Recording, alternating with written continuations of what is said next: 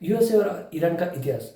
क्यों इनका युद्ध चल रहा है, इनका जो वार चल रहा है, इसके पीछे आखिर क्या है, कुछ इन्फॉर्मेशन मैं आप लोगों के लिए लाया हूँ। तो ये वीडियो लास्ट तक जरूर देखना, क्योंकि आपको इस वीडियो में पता चलने वाला है कि ये वार क्यों हुआ और कैसे स्टार्ट हुआ, कहाँ से स्टार्ट हुआ।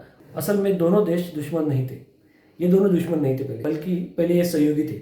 लेकिन कुछ ऐतिहासिक घटनाओं के कारण रिश्ते में बदल हो गए। तो ये घटना मैं आपको बताता हूँ। 1979 में ईरान और यूएसए दोस्त थे। 1950-1970 के समय यूएस ईरान का बड़ा सहयोगी था।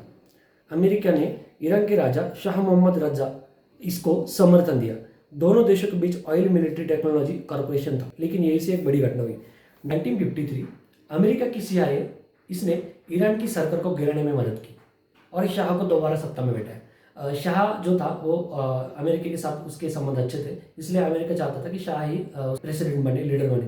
ईरान के बहुत लोगों को लगा कि अमेरिका ईरान में हस्तक्षेप कर रहा है, ऐसे ईरान के लोगों को लग रहा था। तो यही से लोगों में अमेरिका के खिलाफ गुस्सा शुरू हुआ। मतलब ईरान के सभी लोग अमेरिका के ऊपर गुस्सा होने लगे, क्योंकि जो अमेरिका था पहले 1953 में ये ईरान को चलाने लगा था। जो शाह था वो यूएसए की सुनने लगा था। 1979 ईरानियन रिवोल्यूशन। जब 1979 में इस्लामिक रिवोल्यूशन हुई, मतलब शाह को हटा दिया गया, जो शाह लीडर था, प्रेसिडेंट था, उसको हटा दिया गया। अयतुल्ला खामेनी, नया जो गवर्नमेंट आई उसका नाम था अयतुल्ला Khamenei. US embassy hostage crisis, मतलब 1979 में ईरानियन स्टूडेंट ने तेहरान में यूएस एम्बेसी पर कब्जा कर लिया।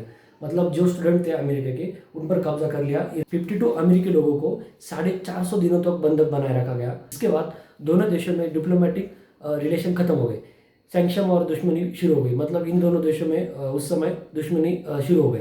2000 के बाद टेंशन और बढ़ गई। मतलब 2002 यूएसए ने ईरान को एक्सिल ऑफ इविल कहा। ईरान पर न्यूक्लियर वेपन बनाने का शक था अमेरिका को।